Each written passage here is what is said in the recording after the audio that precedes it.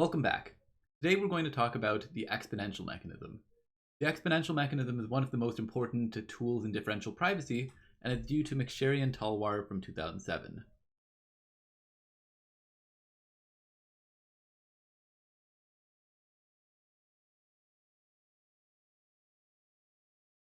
And as you'll see, it's kind of a qualitatively different type of algorithm from the algorithms we've learned before. The reason is because the Laplace and Gaussian mechanism, for example, they focused on really outputting some number, some value, whereas the goal of the exponential mechanism will be more like trying to output a good item, whatever that means, whatever it means for an item to be good.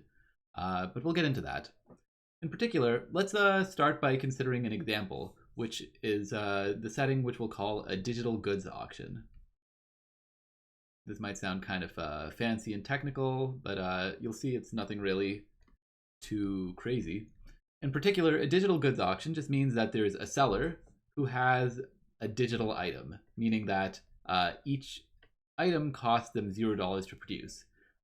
So as say a movie or a ebook or a game of a video game, and they have infinite copies.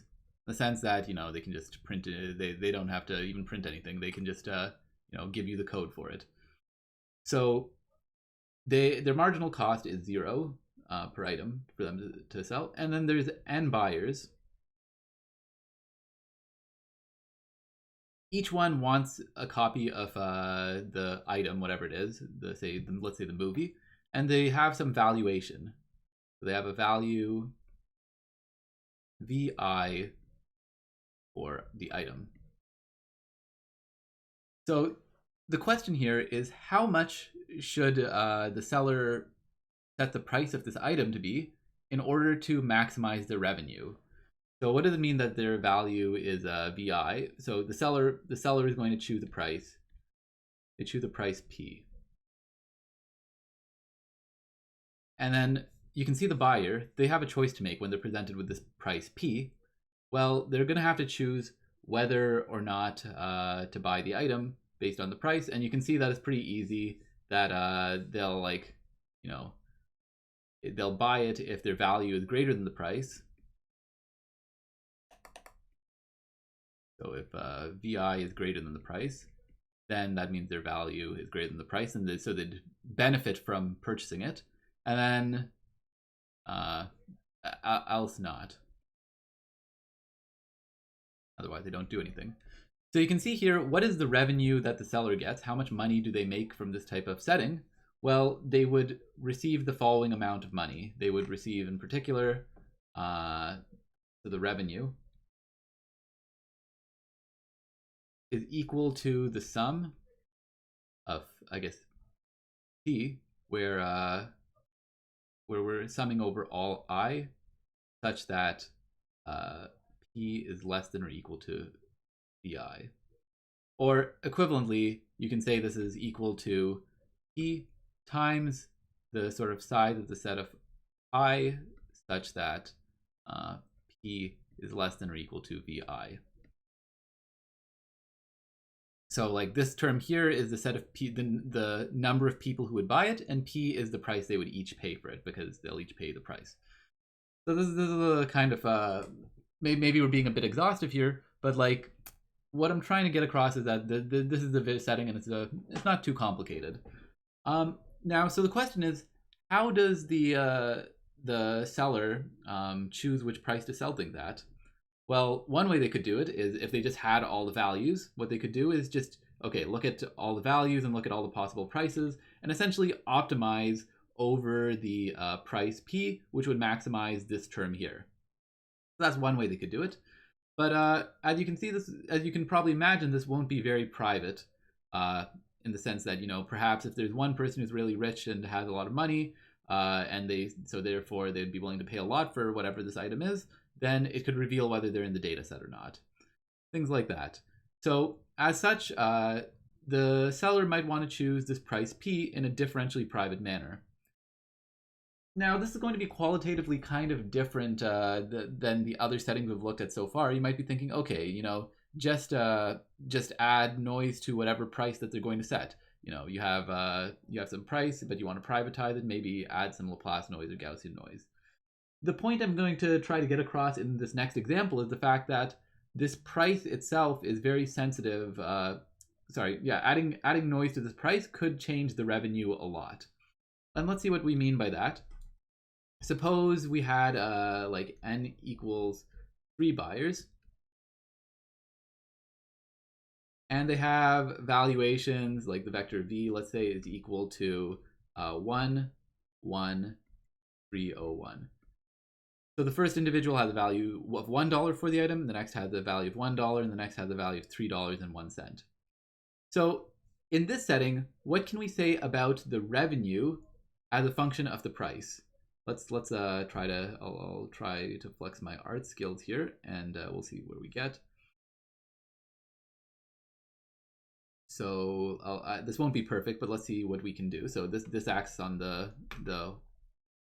this axis will be price P, and this will be the revenue. So let's see a few different points here, like maybe some of the interesting points. Let's say if we set P to be $1, then what would the revenue be? Well, at $1, then this person would buy it, this person would buy it, and this person would buy it. They'd all buy it for $1. So therefore, we would have a revenue of $3. So this, we would have $3. Now the thing is, what happens when you increase the price from $1 to say $1.01? Well, when you do that, then this person and this person will no longer want to buy the item, and so it'll immediately drop like sort of very sharply from $3 to $1. This is a $1.01. And then we would kind of let's say that when we here it would be not $1 but $1.01. Now the thing is, this would increase linearly from when we went from $1.01 to $3.01, because this person will still want to buy it, and then it'll that'll be revenue that they get. Let's put that out here. Let's say this is $3.01.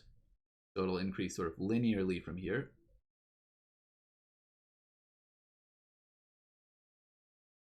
But then imagine you increase the price from $3.01 to $3.02. Well, then no one will want to buy it. So the price would be, it would immediately drop from, let me draw this again, it would just be barely above this. And then it would drop from $3.01 revenue to 0, because no one would want to buy it anymore, and it would stay at 0 all the way through. Just for completeness, I'll say that this kind of would be like, this in this area here, it would be linear with a slope of sort of 3. So that's roughly how the chart of or a plot of how the price affects the revenue. And you can see that it's very unstable, in the sense that when you add a very small amount to the price, or to subtract a small amount from the price, then the revenue can shift drastically. And this won't be good, because imagine if we're adding Laplace noise or something, injecting noise into the price P. Well, then like if it changes from here to here, then it'll drastically change the revenue, as we can see. So as such, we're going to need to take a little bit of a different perspective on this problem.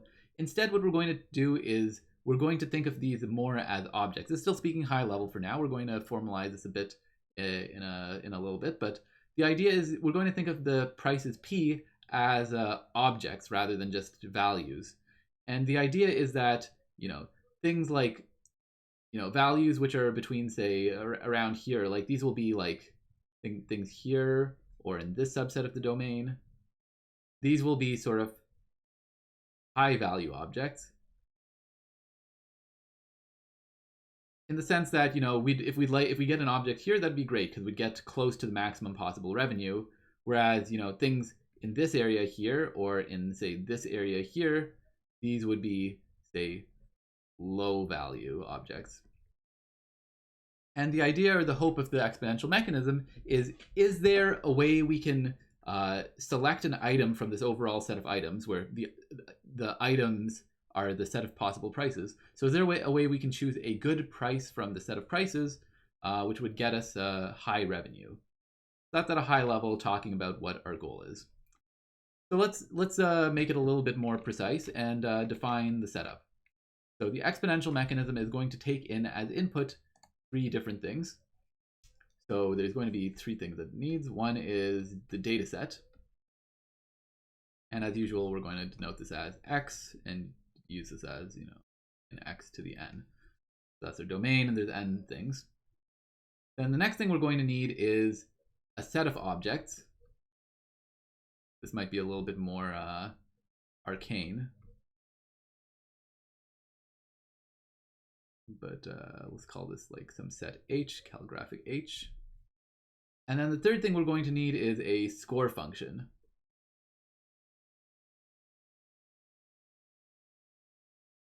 And this will be a function s, which, I have the great notation here, but it's a function s which takes in 2 arguments. It takes in a data set, and it takes in an object, and it outputs a real number. So yeah, this is a little bit abstract for now, but let's see if we can be a little bit more precise. So the idea is what a score function will be is it'll take in both a data set and one of the objects and tell you how good the object is. A high score would mean that it's a very good object. A low score would be a poor object. So we're going to revisit this example above a bit more formally in the second half of this lecture. But for now, you can imagine, if you like a running example, you can imagine that the data set is the set of values for each bidder. The set of objects in this case would be the set of prices, and we're trying to pick a good one. And so the idea is the score function in that case would be the data set combined with a price, and that'll tell you how much revenue you get. And the idea is you're trying to pick an object that is one of these things in the set H, which gets a good revenue. Okay, but that's sort of skipping ahead. We'll do that example a little bit more formally, but sort of keep in mind that these are the 3 things we're going to need, and we're going to repeatedly sort of revisit. Whenever we apply this, we're going to look at the 3 things we need, define what they are, and then it'll be super easy after that.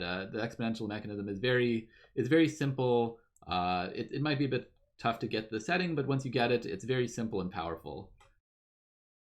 Okay, so let's be precise about what is private and sensitive in the setting and what isn't. Like, what do we want to consider the values that should not be known? And the answer in terms of what's private is only the data set. This is going to be private information. We don't want to leak information about the data set, whereas we kind of assume that, say, the set of prices, the set of objects, this is going to be public. For example, in the example above, the set of possible prices we could set for the item, though, that's a public knowledge. The set of real numbers there's nothing secretive about that. We don't need to preserve privacy there. And similarly, the score function is assumed to be public. How good a object is with respect to a data set is going to be public. So, okay, the only sensitive information is this data set X. And with that in mind, let's define a sensitivity, which is going to be a key notion here, with the fact that we're just trying to preserve the privacy of the data set. Now, yeah, let's see. We've before denoted the L1 and L2 sensitivities for the Laplace and Gaussian mechanism, but this time we don't even need to do L1 or L2. Note that what we're going to take the sensitivity of is essentially this score function S, and this S is a univariate, its output is just a single number. So therefore, we don't need to have to worry about which norm we're looking at. We're going to define the sensitivity of S as follows. So it's going to be a pair of maxes. In particular, it's going to take a max over all of the sort of candidate objects within the set of objects. And it's going to take a max over x and x prime, where, of course, x prime are neighbors, as always. And of the following quantity. Sorry, this score function of x on h minus score of x prime on h. Okay, so let's sort of unpack this for now. Let's cover up this part. So just focus on this internal part here. So this says for some score function with respect to a specific object, how much can that score function change when we just change one element in the data set? Yeah, so it tells how much the score of it varies when we just change one element in the data set. And then what we're saying is, okay, now we know what that is. Let's take the worst case over all possible objects in the entire set of objects. And the biggest it could change there is our sensitivity. Okay, so let me note as usual that when s is obvious from context, it's clear which function we're talking about. We're just going to use delta sometimes just because it's more concise. So that's the setup. This is the set of things, and with this, it's easy to define what exactly the exponential mechanism is. So, let me write exponential mechanism.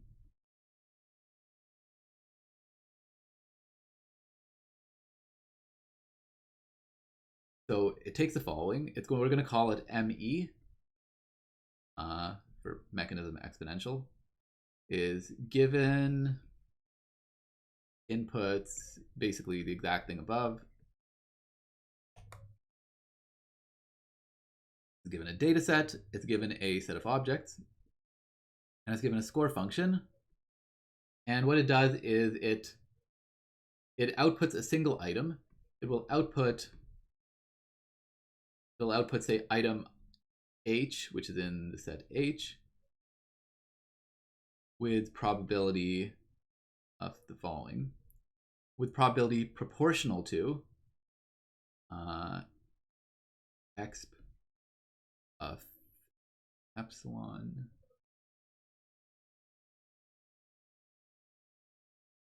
over 2 delta. So okay, let's parse this a little bit. Yeah, let's see. First of all, this is proportional to. So what does that mean, proportional to? Well, hopefully, so this says that the probability of outputting, let me just write it out explicitly. Probability of ME on some x being equal to h is going to equal x of epsilon h over 2 delta, and then you just sum this over all possible h primes as the normalizing factor.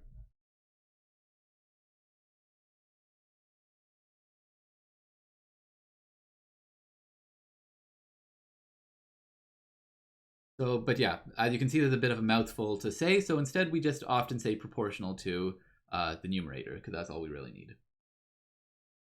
So that's it. But if you ignore this thing here, then it's very simple to state. Output, a specific hypothesis with probability proportional to this quantity here.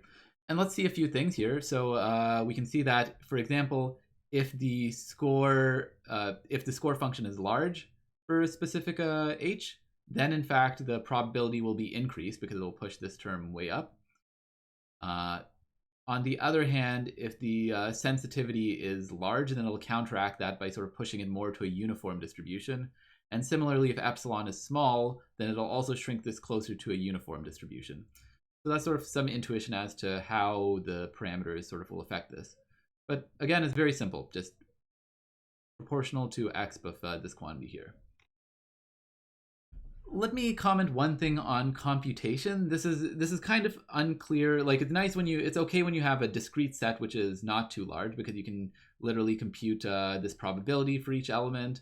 You can compute this quantity. You can compute the normalizing factor. But the issue comes up when you have, say, what if your set of objects H is going to be either very large, say exponential sized, which is actually commonplace to apply the exponential mechanism. It's either exponential size, which will be slow, or if you have, say, a continuous set of objects. For example, in the example above, you could have your price be any continuous number. So if the set H is very large, then it's not necessarily clear how to even compute this and output something, but we'll see that there's often some tricks we can do to get around this. For example, if we have a continuous space of objects, then it's possible to discretize. If we have a lot of them, if we have an exponential size thing, then I don't know, we're kind of out of luck there. But yeah, the point is we can generally make it computational, at least, though it might not be polynomial time, but at least it exists as an actual algorithm. Yeah, so like I said, this is a very general algorithm and it'll see a lot of uses in places. So at the second half of this lecture, we're going to talk a bit about some applications. But before we go any further, we've got the algorithm down. Let's see some proofs for it. So the first thing we're going to see is the privacy proof. And in particular, we're going to show that E, the exponential mechanism, is epsilon dp. So note it provides, the strong notion of pure differential privacy, which is useful. Okay, so let's just do this how we've done a bunch of these proofs already. Let's just do it as we always do. So we are going to fix some data sets x prime, as well as some h, which is in set of hypotheses h. And all we're going to do is do the usual thing we do, show a bound on how the probability, the probability ratio is, or the privacy loss random variable. Yeah, so what we're going to do is, take these two neighboring data sets and see the probability that they output this h.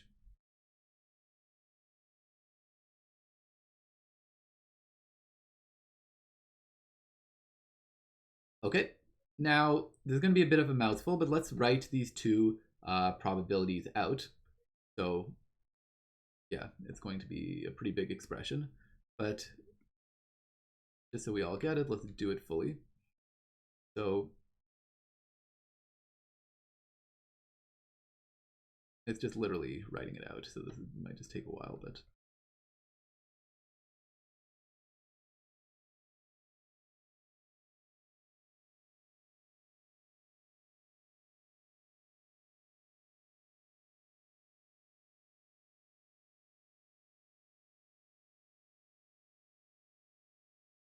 All right, now let's see if I can figure out how to actually copy and paste this.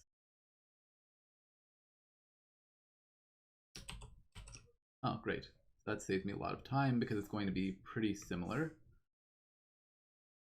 In particular, the denominator is going to be the exact same thing, except here we have a x prime instead of an x.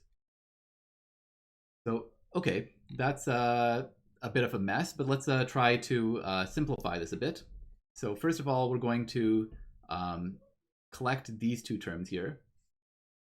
So this will give us, if we write the ratio of this term divided by this term, that will give us something that looks like the following.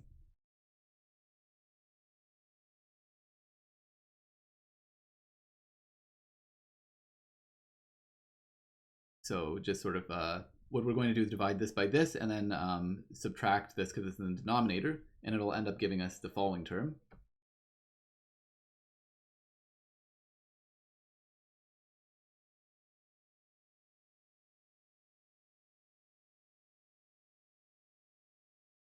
And then the other terms will be fairly similar. Or for now, let's just leave it in its unsimplified way. So this will be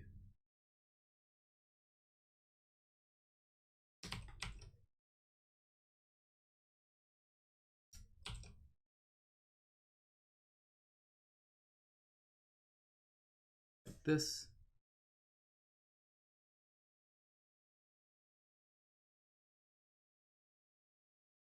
And which one is in the numerator and which one's in the denominator? So the one with the primes will be in the numerator. Cool. So it's a bit of an ugly expression, but hopefully it makes sense. Now we're just going to bound these terms, each of these two terms. So in particular, note that based on the definition of the sensitivity, well, we can bound, we know that Sx on h, sorry, the score function with respect to x and h minus the score function with respect to x prime and h is going to be bounded above by delta. That's just the bound on the sensitivity. So it'll cancel out this delta. And the first term can be upper bounded as exp of epsilon over 2. Now what about the second term? The second term is a little bit not as clear, less clear. But the convenient thing is we can sort of swap these terms for the other terms. In particular, there's a very simple inequality we can do, which is basically just taking each of these terms here. And this is going to be less than or equal to, what do I want to say?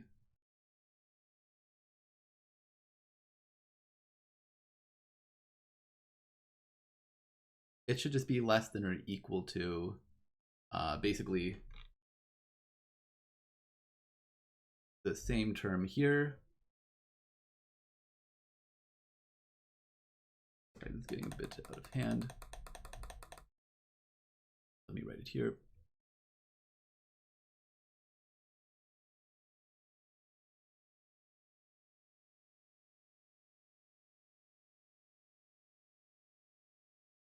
So basically the same term without the primes on this, but times e like exp of epsilon over 2. And this is just by looking at the definition of how the sensitivity is defined. It might not be obvious, but if you squint at it and plug it in appropriately, then you'll see that that inequality follows. So got some primes here because we're summing over those. But yeah, with that in mind, all we have to do is say that this term can be replaced by this term times x of e epsilon over 2. And after that, to sort of swap for the ones with the x's instead of the x primes, then this overall term will sort of collapse to 1, and we'll be left with an exp of epsilon over 2.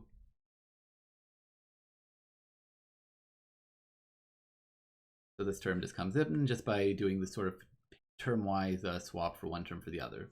And overall, this is equal to exp of epsilon. And that's it. That's the whole proof. I mean, what did we show? We showed that the ratio of any two events, the ratio of some event happening under two neighboring data sets is going to be bounded above by e to the epsilon, which is exactly what we're trying to show for privacy. So it's not bad. It's a little bit ugly, but it wasn't really hard. We just did a few manipulations. It was like 2 lines. So okay, that's the privacy proof. It's a differentially private, but the question is, how good is this? How accurate an item does it give you? And let's talk about the utility. It's a bit of a mouthful again, but let's see if we can parse it. The exponential mechanism will allow us to privately select an item which has a score comparable to the best score of anything in the set. So here's a more formal theorem statement. Let's see if we can get through this. So what we're going to do is let opt be kind of the best score we can get if we took any item on the data set. So it's the max of the score over all h and h. And we're going to use opt to denote what the score is, this maximum score is. And then we're going to let h star be the set of all objects in the original set which achieve this opt score. So there's going to be at least one thing in the set. But the question is, what if there's more than one thing? Then we're going to let h star represent the set of all things which achieve this optimal score.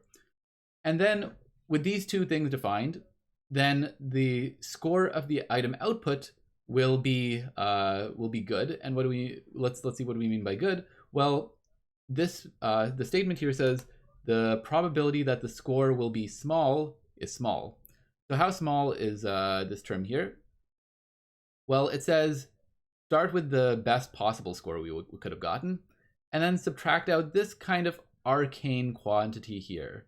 Yeah, it might be a bit hard to parse first, but it kind of takes 3 things here. It takes in particular the log of the number of items that we're considering, the sort of size of our set. It takes the sensitivity, and it takes epsilon. And you can see that all three of these things affect the accuracy in the way that you might expect. For example, if epsilon is very small, we want high privacy, then it'll sort of drive the value of the of the item we output down to 0. Similarly, if the sensitivity is very high, then it'll increase this term, and overall we subtract a large term. And similarly, as you have more items in your more objects in your set, then we'll be subtracting a larger number as well. But note in particular, the important thing is that it's only logarithmic, which will be very, very useful in a lot of places. And all this plus t here says is that it kind of has a very fast drop off in the tail, so that enjoys tight concentration. So that's the theorem statement. Let's see this corollary of this statement. We'll prove this in a sec, but this corollary is probably the more common way you'll see this. It's almost exactly the same, and you should see it just by noting that the number of things which attain the optimal score is going to be greater than or equal to 1. So therefore, that implies this corollary just from the original theorem. And yeah, again, you pay linearly in the sensitivity, inverse linearly in the privacy parameter, and logarithmically in the number of candidates, the number of objects. Okay, now with this theorem set up, let's see how we prove it. It's again not too hard. It's a few lines, but they're sort of very careful lines. So all we're going to do is we're going to let the value, we're going to use a variable c just to represent this entire term here and see what we can say. So in particular, what is the probability that the score of the item released by the exponential mechanism on some data set x is less than or equal to c? Well, we can write this as the following. All we're going to do is sum over all objects that have value less than or equal to c. And this can be done by summing over all h such that the score of it is less than or equal to c. And what do we sum? Well, we sum up the probability that that item is output. So in particular, this is going to be exp of epsilon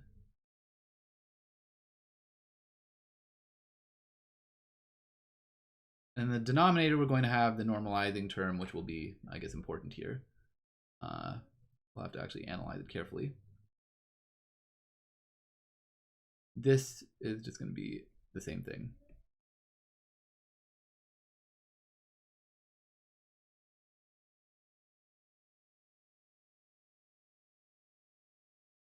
Okay, so that's the that is the what's it called, the probability. And now let's try to bound this. This is basically the whole proof in this next line when we bound it. So we're going to want an upper bound on this probability. Remember, we're trying for an upper bound here, so let's go for an upper bound on this quantity. And we're going to upper bound both we're going to upper bound the numerator and the denominator separately. So one thing we're going to say here is how many items can have, this can fit into this constraint that have a score function on this data set less than or equal to c. Well, in the worst case, all of them do, right? So this summation just can be replaced with the size of the set h. This term here, because we know that the score is less than or equal to c, well, that implies that this is less than or equal to whatever you'd get if you sub in c here.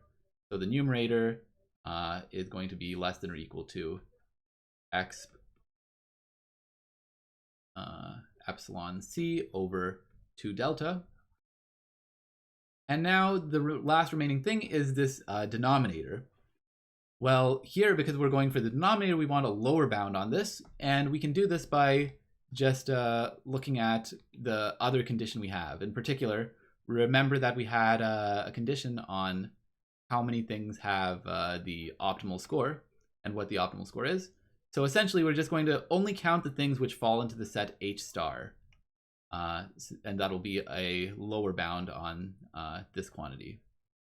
So we can just say that this term here is greater than or equal to the size of H star times the sort of exp function with the opt in. So this will be exp of epsilon opt on x divided by 2 delta. And that's pretty much it, in the sense that all you have to do now is rearrange this. So this is equal to size of h divided by size of h star times exp, and just sort of combining the exps. This will be epsilon over 2 delta. And here this will be c minus opt of x.